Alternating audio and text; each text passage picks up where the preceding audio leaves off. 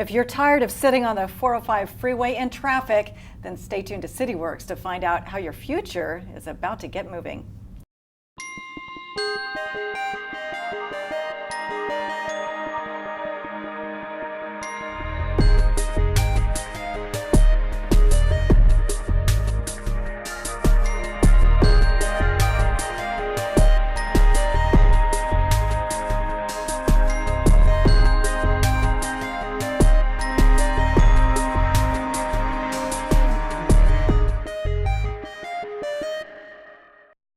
Hello everyone and welcome to CityWorks. I'm Valerie Starn. Today we're going to talk about the 405 Freeway Expansion Project. Joining me now from the Orange County Transportation Authority is Christina Byrne, Department Manager of Public Outreach, and the 405 Project Manager, Jeff Mills. Welcome to the both of you. Thank you. I started off by saying your future is about to get moving, but it's going to slow down a little bit first before that can happen. This is a massive project. How far back do we go to even talk about when the ideas were coming about for this expansion project? Well, the planning studies started on this project about 13 years ago. So over a decade of planning has led up to where we are today.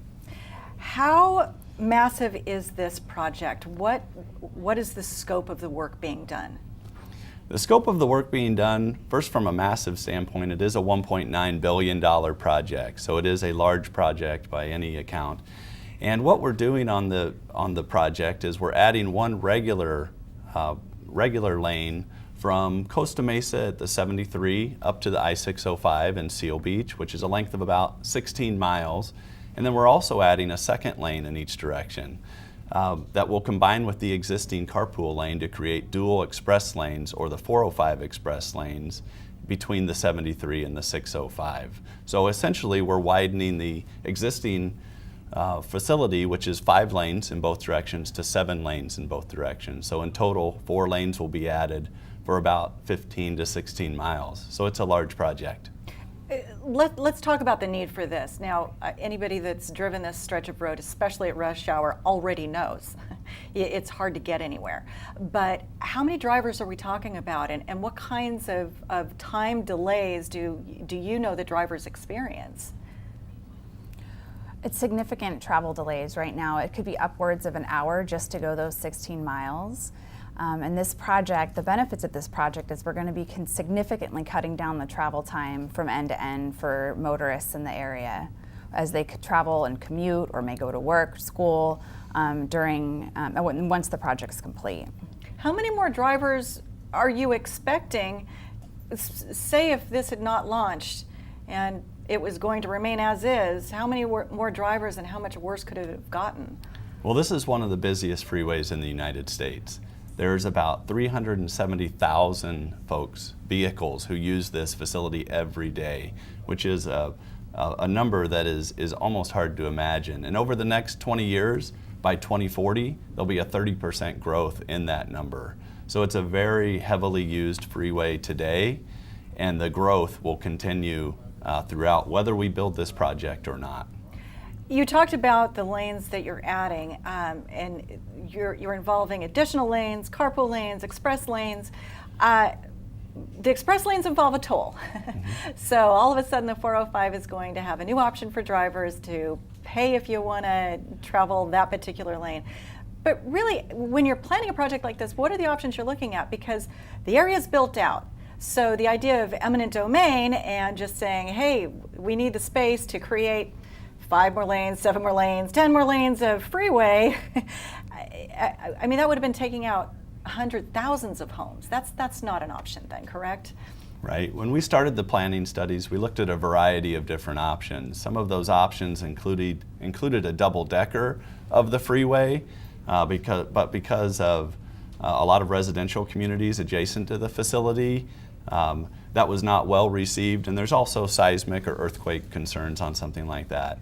We also looked at kind of what it would take in order to widen the freeway to eliminate congestion, and it was so many lanes that it would in fact have displaced many, many homes, and so that also wasn't well received. So that's kind of how we ended up where we were, with generally building within the existing right-of-way and footprint that we have available. And then in certain cases, we do need to acquire some right-of-way, but we've minimized that through the planning and design process, working with the cities and all of the stakeholders involved. In planning a project like this, you're not talking about just the lanes, you're talking about the access roads and I would imagine a lot of bridges as well. Mm-hmm. So factoring that in, then the scope of the work, you're also, as you mentioned, having to deal with those individual communities where that access road is. You talked about the planning stages. So when you work with those cities, you come in and say, we need to do this, is that okay? Or how does that conversation happen? We work collaboratively. We have what's called a project development team, which is essentially a team that includes all of the cities and other stakeholders, Caltrans and OCTA, and we sit down across the table and talk about what's necessary on the facility. So there are great improvements being done and benefits on the freeway itself, but one of the great benefits of this project that is often overlooked is we are replacing 18 bridges that cross the freeway. 18? 18. Mm-hmm. And that's a lot. And when we do that, it's a lot, and one of our challenges on the project is to keep traffic moving, and that's one of the key collaborative points that we work with the cities, to have a traffic management in place so that when we build those bridges, there's a good route for folks to get around, and that that we minimize disruptions to traffic. And the important thing to remember is when we're done, those bridges are being built to their ultimate width. And so they will include all of the lanes necessary for the local traffic circulation to work better, as well as add sidewalks and bike lanes to those facilities. So oftentimes what you see is a local street that's very wide, and then as you get to the freeway, it narrows and becomes a choke point and then widens back out again. This will be the opposite, where the bridge itself will be very wide in order to accommodate that local circulation, and it's a tremendous benefit to the city local circulation. And I think that's ultimately what got the cities to buy in that this was a good idea, because there were a lot of improvements on their local roadway system. You're both in charge of a massive project affecting hundreds of thousands of people, and all eyes are on this project because they want it to go as smoothly as possible. How long is this going to take? This will be a 6-year total effort, 1 year of design and then 5 years of construction. And throughout that process, we have a very robust community outreach program, so we'll be working hand in hand with the public to make sure they're informed every step of the way and they have the information they need to travel and plan their lives accordingly. When we come back, we'll talk more about how the public can be ahead of any issues that are going to come about, be informed about the actual construction dates of something that may or may not have a greater impact, and also more details of how this construction is being done. How do you do such a massive project? And we'll be back with more City Works right after this.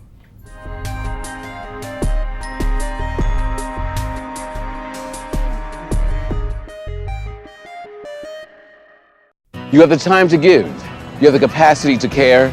You have the experience to contribute. And your country needs you, one of its greatest assets. Americans whose lifetime of knowledge and know-how will make the difference. Take what you learned in the workplace and apply those skills to your community. Shape tomorrow by being a mentor and tutor for children. Make independence a reality for people who need assistance and companionship to continue to make their house their home. Make a difference today. Get involved.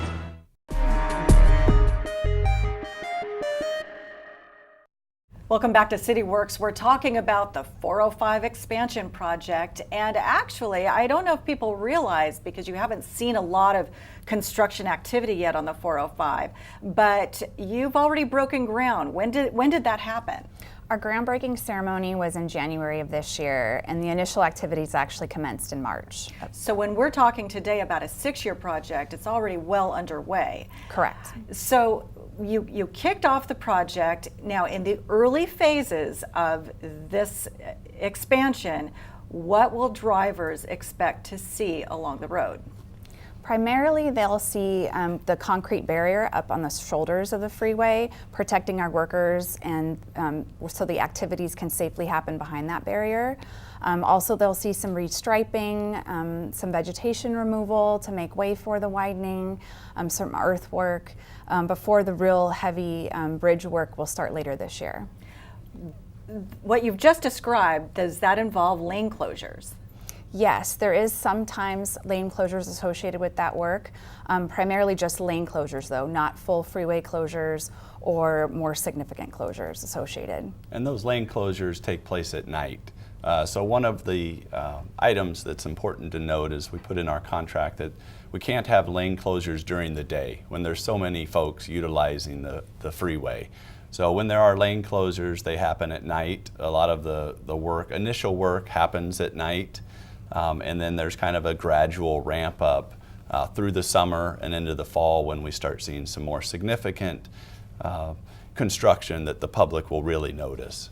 When you say night, what is your target hour to end in the early morning hours to prepare for the start of rush hour? Generally, it's 5 a.m. And it's dependent, it goes by day. What we do is look at the traffic volumes historically on a Monday or Tuesday or Wednesday, and we provide the contractor hours that he has to be done by, and that's really when the morning commute starts to begin. However, on the weekends, they're allowed to work a little bit later, so sometimes it could be more around 7 a.m. that the lane closures would be picked up, based again on traffic volume. So in the coming months, if you're driving at night, expect some lane closures. During the day, know that you as the project managers are doing the very best you can to make sure that there are not lane closures for rush hour traffic. But at what point do we reach a point in time where there is a significant job that needs to be done and yes, drivers will be impacted? What will be maybe the first phases of something, a larger project like that? A lot of our work will happen behind the concrete barrier that Christina mentioned. But for instance, one of the items that you suggested could be a bridge demolition. As I mentioned earlier, there's 18 bridges being replaced on this project. So we'll have to demolish the old bridge at some point. So we will do that at night, but at that bridge location, the freeway will be closed. So we'll have a detour route set up for traffic to move around during the middle of the night, but to move around the bridge and get back onto the freeway on the other side. It wasn't long ago before people could not imagine an actual freeway closure to brace for construction in the very first, as we all remember, Carmageddon, and we all survived. So what have you learned since then to know that this is going to work out okay? Well, there's a lot of things. We don't currently have a Carmageddon type event planned, but there are sometimes a need for a weekend closure if a certain item just takes longer than a night. But I think what we've learned overall is Christina and her group does an outstanding job of getting the word out to take alternative routes. And the public has been great in the past about heeding that advice and maybe going down the 22 instead of down the 405 that particular night. So getting the word out is by far the single most important thing we can do, because the public usually is great about listening to that word and trying to find another way around the construction zone. This whole project is a design-build project. Explain what that means. What that means is we hire one entity to both design and construct the project. Traditionally, we hire one entity to design it and then a separate entity to construct it. The beauty of design-build is it allows those folks, design and construction, to coordinate together to innovate, to do things that will help minimize traffic impacts. The contractor knows a lot about the methods he's going to use to build certain things that maybe a designer wouldn't know as much. So it allows them really to communicate and get innovative products out there that may be done quicker, may be done more cost effectively, and at the end of the day trying to minimize those impacts to the traveling public and the residents around the construction area. Christina, when you talk to people, and it's your job to get the word out in the right way so that everybody understands this project and can do their best to avoid any areas that might impact them in their daily commutes. All of that to say, when you talk to people, how are you able to explain the priority that was placed on making this as easy as possible on drivers? And it might have been at a greater cost, or it might have been at a slower pace for the project. What are you able to assure them of? It's important to note that we put a lot of thought into the way we've developed this project and sort of the various moving parts, and making sure that in the development of the traffic management plan, while the major activities are underway, that we reroute people in such a way that they're still able to get to their destinations. If we have bridges under work, no two consecutive bridges are underway. If we have ramp work going done, we don't have two bridges under closures at the same time. And there may be quite a bit of activity going on simultaneously. Of course it would need to be in order for us to accomplish this amount of work in a reasonable fashion. However, we are making sure people know what to expect, when it's going to happen. When there's any of this bridge activity, demolition, we're notifying them well in advance of that night work, so they're prepared. They know what to expect. We have grassroots endeavors where we have actual neighborhood meetings where they can come ask the designers, ask the engineers their specific questions about their property, so they have a sense of comfort that a lot of thought has gone into this prior to the work commencing. So in a quick thought, how much priority given to making this easy for the drivers? A considerable amount of. It's one of our project goals. We have project goals such as bring it in within the cost, bring it in within the schedule, which is early 2023 to be complete. But right up there with that at the top is minimizing disruptions to the residents, businesses, and traveling public that are critical to make sure they get to work on time and aren't negatively impacted. Well, it's a big job and there will be traffic jams. So when we come back, let's talk about how people can stay ahead of the traffic. We'll be back right after this.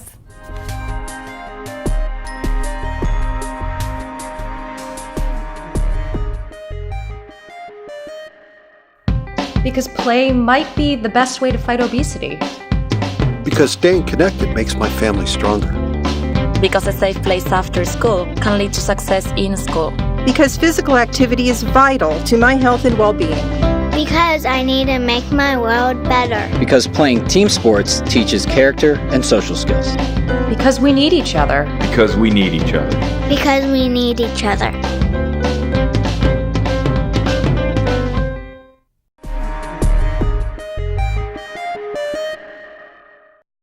Again, thanks for joining us. Continuing now with our conversation about the 405 freeway expansion. You did a lot of community outreach leading up to this project, and that was to not surprise Orange County with, hey, this is coming your way, because it is such a massive project. How'd you go about that? We had hundreds of meetings over the course of the last several years. Matter of fact, the last decade. We had a series of public hearings, and we've also had a lot of civic and community presentations, your Lions Club, Kiwanis, all of those groups. In addition, we've engaged all of the school districts in the conversation, made sure that any of their concerns are addressed, as well as homeowners associations, chambers of commerce, pretty much anyone and everyone that was interested in learning more, we would speak with them. Other than getting stuck in traffic, how do I avoid that? What were some of the questions coming your way? Often we got asked why the various types of lanes that we're going to have on this project, why the express lanes versus just adding more general purpose lanes. And we explained that we really can't build our way out of this project or out of this program, or what am I saying, problem, as far as how many lanes. There's too many that we would need to add to the freeway in order for there to be free flow. So with the express lanes, it provides choice to the driver. For paying a toll, they would have the option of going faster than in perhaps the general purpose lanes. Also, carpoolers will continue to be able to use those express lanes. So based on the toll policy that we've developed, we have various options for people, and I would encourage the public to go online to our website to see the nuances of that toll policy, but it does provide options for various motorists. Have the toll lanes simply proven themselves as opposed to just larger carpool lanes? What is the research there for anybody that's kind of disappointed that the 405 is now going to have a toll? I think over time And I should clarify, one lane of the 405. We're not turning it into a toll road. Correct. We'll still have 5 regular lanes to be utilized. As Christina said, they provide a choice. But over time, they have been proven from a traffic standpoint that having the 2 express lanes and 5 regular lanes in one direction provides the most vehicle and people throughput through the corridor. So it just gets the most folks to where they want to go quicker. And it has a tremendous benefit for both the regular lanes and the express lanes. So for people that want to know, how am I going to survive this, especially if this stretch of the 405 is part of their commute, what do you have to offer? I would encourage them first and foremost to check our website, which is octa.net/405improvement. On that website is general information about the project, but also the ability for them to sign up on our database. By doing so, they will receive weekly updates from us on the major closures and detours associated with the projects and a forecast of activities. Also on that website is an interactive map, and that interactive map provides you the ability to toggle over each of the structures that we have under construction to get more information as far as how many lanes are on the bridge now, how many will be there in the future, same with cyclist lanes and sidewalks. And also any events that we may be at, any presentations we're scheduled to make, they would have the ability to see that information as well. And for drivers like myself that I'm already on the road and I'm hoping my device is hands-free telling me something I need to know, what do you have to offer for drivers that need to know right now? We're partnering with all the navigation apps on the market, and of course, if any new technology comes out, we'll certainly embrace that. We're trying to customize our communications to every stakeholder that could possibly need information. We have a unique partnership with Waze, and Waze, we're providing our closure and detour information proactively to them, so it's built into their algorithm for them to navigate motorists accordingly during construction. But other navigational tools could work as well. You're just Correct. saying that you have a special relationship with Waze. Absolutely, yes. All right, and is that unique for your agency to reach out through social media? It's not something that works for every government agency, but OCTA is on board? Yes, OCTA very much embraces social media, and we utilize all the platforms that are most popular, Facebook, Twitter, Instagram, for all of our major infrastructure projects. And Waze, this partnership we have with them, is the very first of its kind for the agency, so we're super excited about it.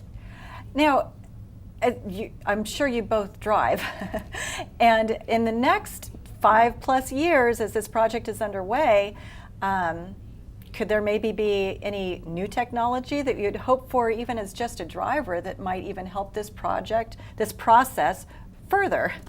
Absolutely. One of the things that we've talked about is, like, for instance, the transponder technology. That may evolve over time. We don't know. Maybe by the time this facility opens, our cell phone may be our transponder.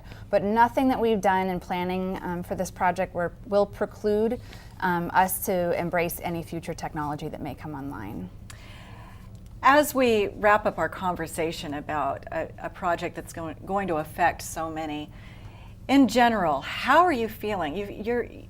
And especially to you, you're in the spotlight because you're in charge of this project. Are you feeling confident? Are you feeling good going forward? Is it's already just in the early planning stages getting underway? We are feeling confident, and the reason for that confidence is we have a good contractor on board who knows what he's doing, and we also have a tremendous partnership with the stakeholders involved, that being the cities, Caltrans, everybody who's involved has a common goal, which is to get this project completed on time, do it in a manner that will minimize disruptions to everybody involved.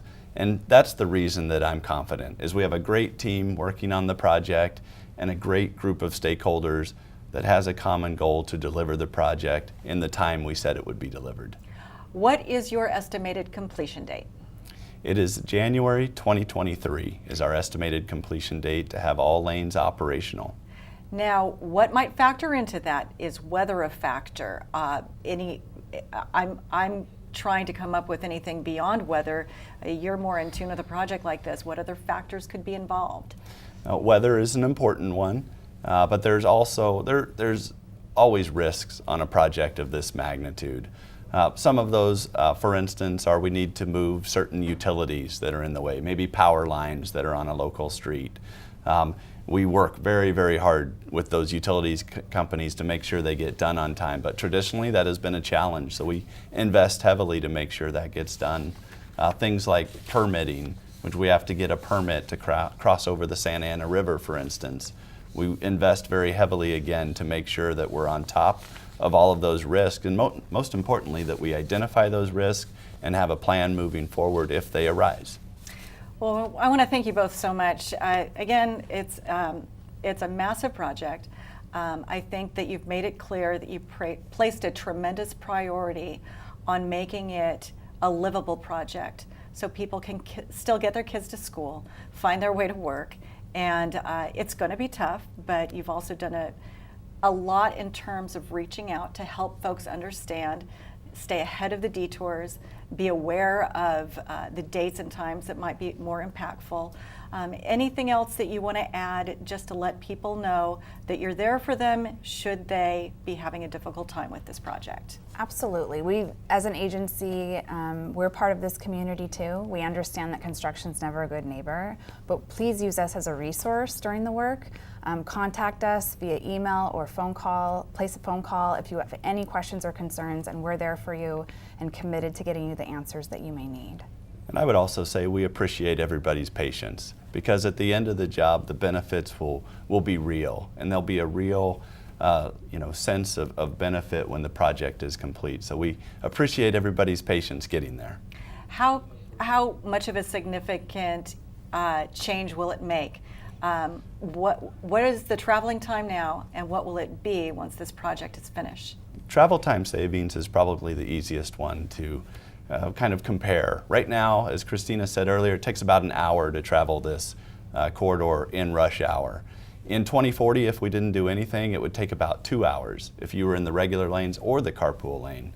When we're done with the project, we anticipate it'll take about a half hour in the regular lanes and about 15 minutes if you choose to carpool or pay a toll and use the express lanes. Well, we'll all just plan on making the best of it over the next 5+ years as we get there. Thank you both so much. Thank you. And that's going to wrap it up for this episode. For more information about the 405 Freeway Expansion Project, visit the Orange County Transportation Authority website at octa.net/405 improvement. Thanks again for joining us. I'm Valerie Starn, and we'll see you next time on CityWorks.